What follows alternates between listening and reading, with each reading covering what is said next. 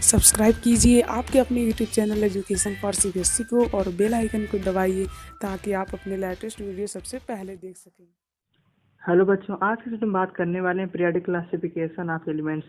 ठीक है, तो ये जो चैप्टर हमारा बेसिकली बहुत ही स्कोरिंग चैप्टर है। ठीक है, आप अगर इसकी केवल थियोरेटिकल पार्ट भी तैयार कर लेंगे, वैसे केवल थ्योरी है, थ्योरी आप लोग तैयार कर लेंगे तो इसमें सारे क्वेश्चन को अटेम्प्ट कर सकते हैं। ठीक है, तो हम लोग देखेंगे इसमें कि किस तरीके का क्वेश्चन पूछा जाता है और ये भी देखेंगे कि कौन सा टॉपिक मोस्ट इम्पॉर्टेंट है। ठीक है, तो कुल मिला जुला कर चलिए हम स्टार्ट करते हैं।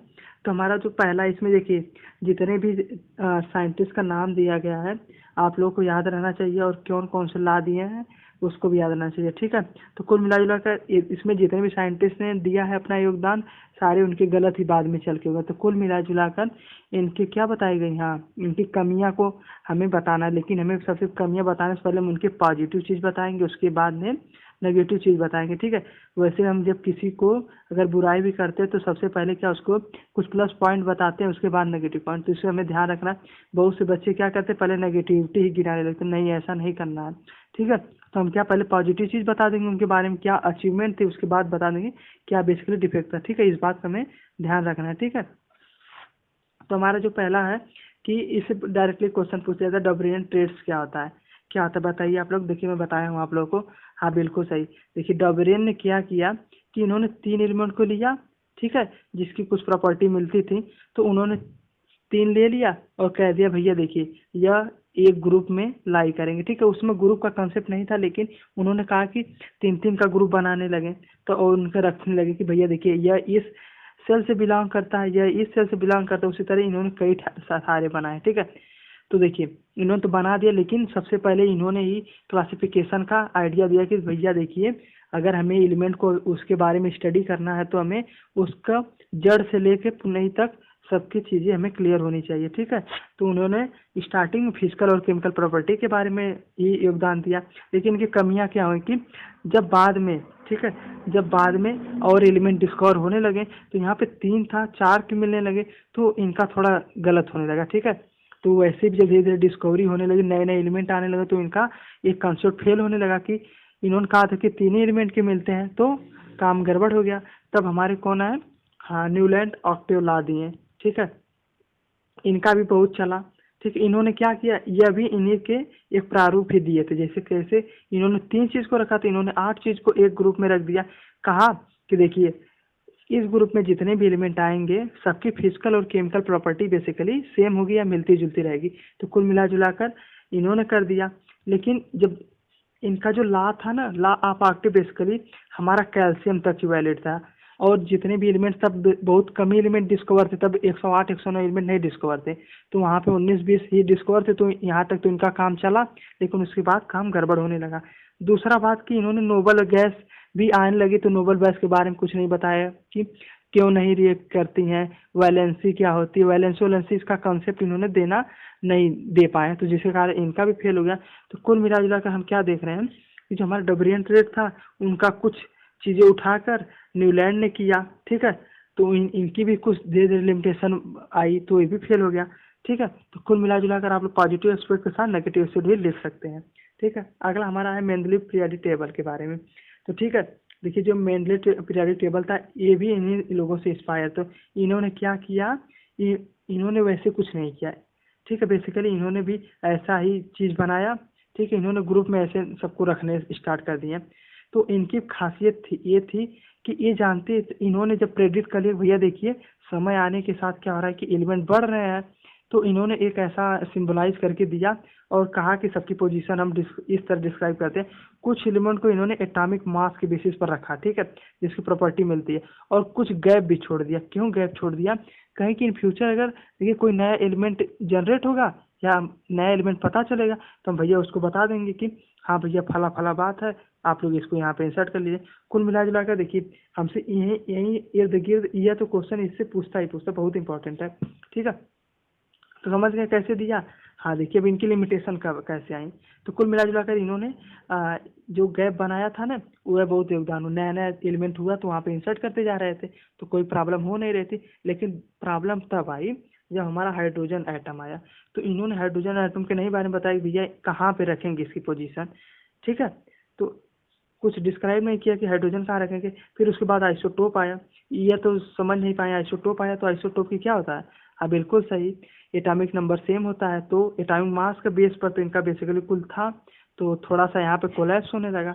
तो वही हमारा लास्ट था कि एटॉमिक जो मास ट्रेंड था वह फेल होने लगा, तो वहाँ से क्या नया चीज ईजाद हुआ। हाँ बिल्कुल सही, एटॉमिक नंबर के बारे में हमें पता चलने लगा। तो एटॉमिक नंबर जब हिस्ट्री में आया तो पूरी केमिस्ट्री इसकी बदल दिया। ठीक है, तो कुल मिला जुला कर हमने जो तीनों देखा, चाहे डोबरियन की बात करें, चाहे न्यूलैंड की बात करें, चाहे मेनलिव की बात करें, तो हम लोग क्या देख रहे हैं कि ये जो जितने भी हमारे साइंटिस्ट हैं एक दूसरे से एस्पायर हैं। ठीक है, तो कुल मिला जुला कर तो इसी प्रकार हमें क्वेश्चन भी अगर पूछेगा तो हम लिख देंगे। ठीक है, हमारा मॉडर्न पीरियोडिक टेबल है, इसके बारे में चलिए हम डिस्कस करते हैं। तो मॉडर्न जो हमारा पीरियोडिक टेबल है किससे इंस्पायर, हाँ ये भी मेंडलीव से ही इंस्पायर है। तो हमारा मॉडर्न टेबल जान नहीं रहे हैं क्या होता है।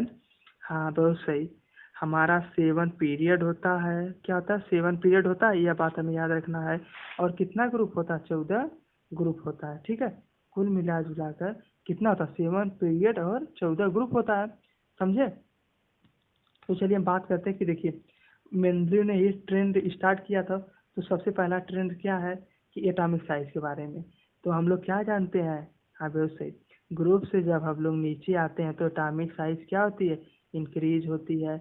लेकिन जब हम बात करें पीरियड की दर जाते हैं तो क्या होता है, हाँ बहुत सही, एटॉमिक साइज या एटॉमिक रेडियस डिक्रीज होती है, सॉरी हाँ डिक्रीज होती है।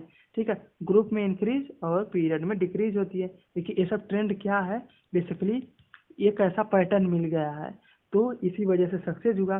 दूसरा वैलेंसी के बारे में तो हम लोग जान ही रहे हैं कि हमने क्या किया था। हाँ बहुत सही, हमने पहले बात करें नोबल गैस की। नोबल गैस में क्या होता है बताइए आप लोग।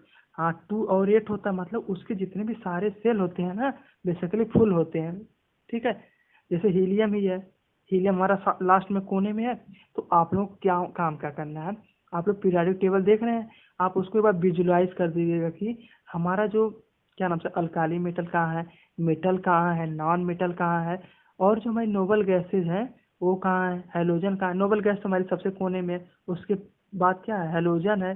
ठीक है, मैं देखिए ऐसे हमारा है कुछ इस टाइप का। तो हमारे लास्ट में ए है, क्या है बताइए आप लोग, बहुत है सही। हाँ लास्ट में नोबल गैस है, उसके बाद हेलोजन है। ठीक है, तो कुल मिला जुलाकर हमने नोबल गैस की डिस्कवरी कर ली। नोबल बारे में एक बार में सबको बता देंगे तो आसान हो गया कि नहीं, बहुत आसान हो गया। उसी प्रकार हेलोजन के बारे में बता देंगे कि हेलोजन की भैया वैलेंसी एक होती है। तो कुल मिला जुला कर हमने देखिए हमारे पीरियोडिक टेबल से बहुत आसान हो, सारी एलिमेंट को एनालिसिस भी कर लेना है, सारी की फिजिकल और केमिकल प्रॉपर्टी भी आसानी से बता ले रहे हैं। ठीक है, ट्रेंड मतलब क्या होता है, हाँ बहुत सही, ट्रेंड मतलब कि एक सिमिलर प्रारूप या सिमिलर एक पैटर्न फॉलो। कुल मिला जुला पैटर्न हमने खोज लिया। एटॉमिक साइज का तो हमने बता ही दिया, और वैलेंसी तो बता ही दिया।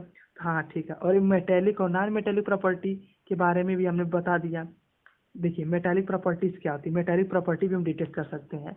ठीक है, कैसे करेंगे, तो देखिए जितने भी हमारे पीरियोडिक टेबल ऐसा कुछ, देखिए मैं थोड़ा सिंपली बना रहा हूँ। ठीक है, ऐसा कुछ टाइप का है।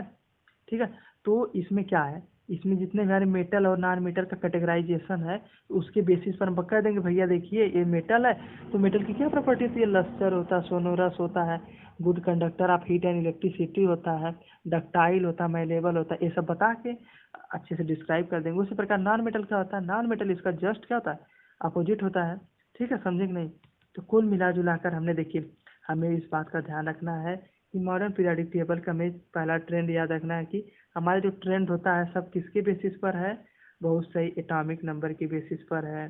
ठीक है, एटॉमिक साइज के बारे में बता ही दिया मैंने, उसके बाद वैलेंसी के बारे में बता देंगे आप लोग, उसके बाद metallic and non metallic periodic. अगर हमें पूछ दिया मॉडर्न मॉडर्न पीरियोडिक टेबल के बारे में बताइए, तो क्या ये सब चारों चीजें आप लोग बताएंगे बताएंगे। ठीक है, देखिए हमारे मॉडर्न पीरियोडिक टेबल की कमियां क्या है। सबसे पहला बात कि यहाँ पर हाइड्रोजन है उसकी पोजीशन फिक्स नहीं है।